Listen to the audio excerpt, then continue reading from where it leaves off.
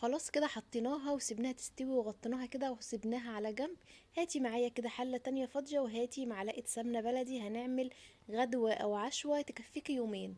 الحلة دي معتبرة وهتكفيكي يومين توفير حطيت كمان معلقتين زيت، اي نوع زيت، بس معلقة السمنة البلدي دي بتودي الوصفة دي في حتة تانية، مش موجودة زبدة سمنة اي حاجة. بصراحة معلقة السمنة بتخليها جميلة جدا.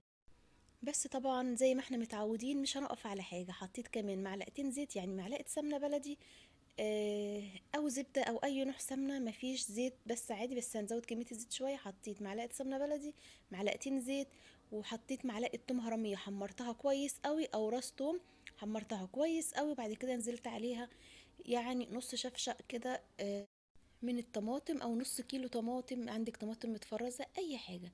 نسيبها بقى تتسبك كده كويس قوي قوي، هي متسبكه وجاهزه بالنسبه للطماطم بتاعتي، متسبكه وجاهزه. طب لو هتحطي طماطم فريش تسيبيها تتسبك كويس قوي لحد ما يكون لونها معانا كده كويس وتستوي كويس، ونيجي بقى طافين عليها. حطيت عليها شطه، فلفل اسمر، كمون، كزبره. الكمون مهم جدا.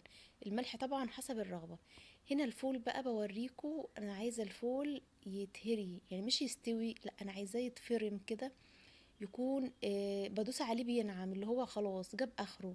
تمام. وبعد كده معايا معلقتين ناشفين من الملوخيه، معلقتين كبار ناشفين من الملوخيه الناشفه، الملوخيه الناشفه. يا بلاش يعني، دي ببلاش كده، بتبقى موجوده عندنا كده وموجوده في الشتاء، وبتبقى جميله جدا.